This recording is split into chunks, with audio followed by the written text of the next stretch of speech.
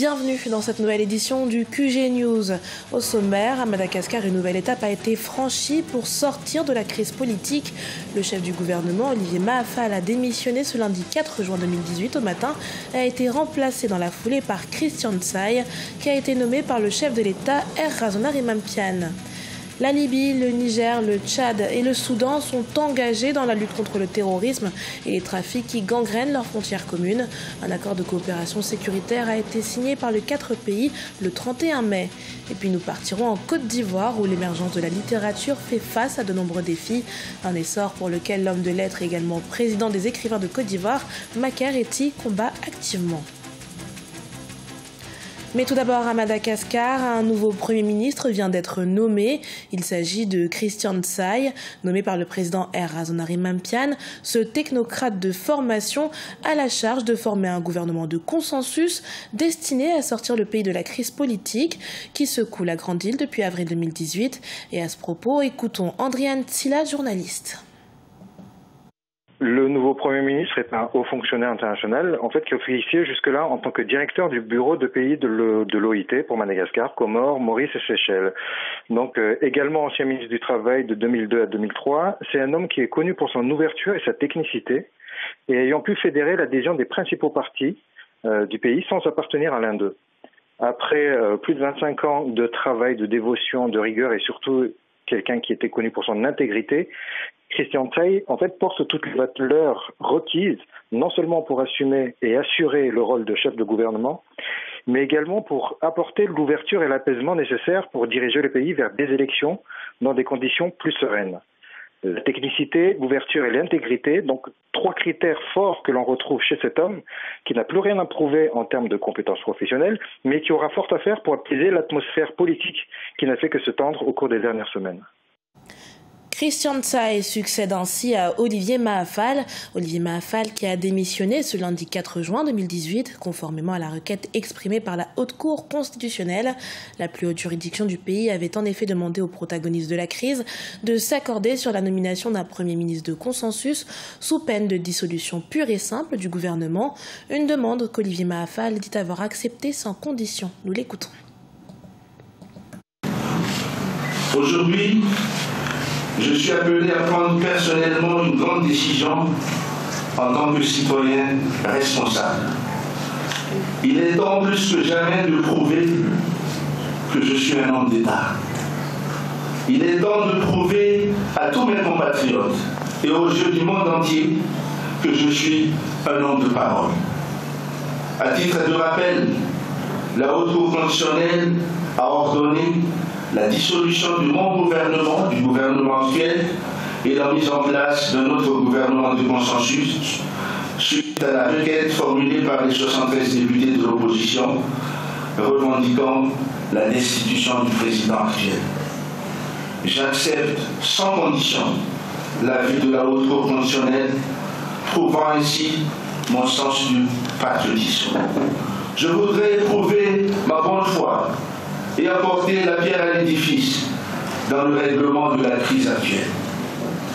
Ainsi, j'accepte volontiers et avec joie de démissionner afin de permettre au président de la République de choisir librement un Premier ministre de consensus.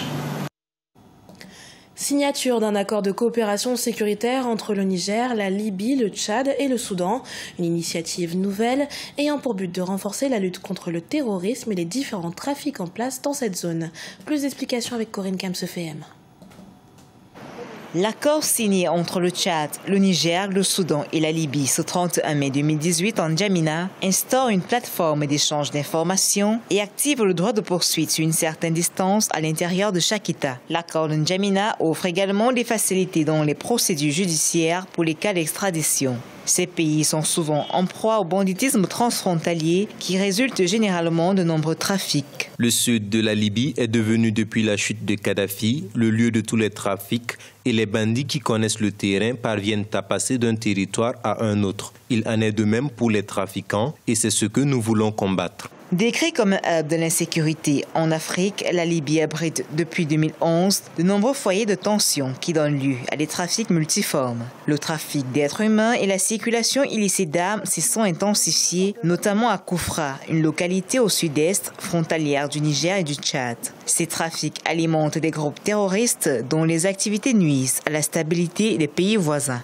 Le premier niveau pour ces pays serait déjà d'essayer de rompre avec la pratique du narcotrafic qui existe sur la bande sahélienne en provenance de la Libye. Il faudrait, dans un second temps, maîtriser la frontière sud de la Libye. Parce que c'est cette frontière qui est aujourd'hui essentiellement poreuse et qui alimente un ensemble de groupes subversifs. Cet accord est l'aboutissement du sommet de Kigali qui s'est tenu en mars 2018. Après plusieurs crises transfrontalières, les dirigeants tchadiens, nigériens, soudanais et libyens réunis à Kigali avaient décidé d'accélérer la mise en œuvre d'un cadre de coopération et la recherche de nouveaux mécanismes de suivi du renforcement de la gestion des frontières et de la sécurité.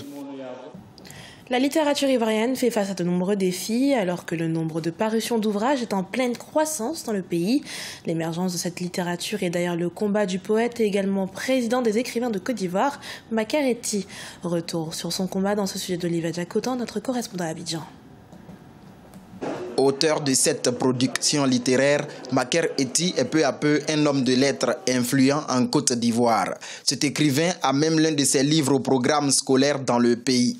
Il s'agit du roman Pour le bonheur des miens, publié en 2015. Sa 5e œuvre a remporté en mars 2018 au Cameroun le Grand Prix des associations littéraires. Intitulé La geste de Breké, cette épopée appelle les dirigeants africains à faire de la défense des intérêts du peuple la priorité des priorités. C'est une leçon politique que je donne aux hommes politiques pour dire qu'il y a des choses qu'on ne vend pas. Il ne faut pas vendre son identité, il ne faut pas vendre son âme. Donc c'est une petite histoire, mais derrière l'histoire, ce sont les enseignements qu'on peut en tirer, c'est ça qui est important. Élu en 2016 à la tête de l'Association des écrivains de Côte d'Ivoire, Maker Ety en est le 7e président. Un creuset qui regroupe plus de 600 écrivains. Sa mandature fait de plus en plus la promotion de la jeune génération. C'est un auteur prolixe, amoureux donc, de la belle lettre, amoureux de la bonne écriture et perfectionniste. Taloa Blé, la dévoreuse de livres, est la dernière parution de Maker Ety. Ce livre fait la promotion de la lecture chez les jeunes. Outre le peu d'engouement de la nouvelle génération pour la lecture, l'amélioration de la situation financière des écrivains reste un défi d'actualité en Côte d'Ivoire.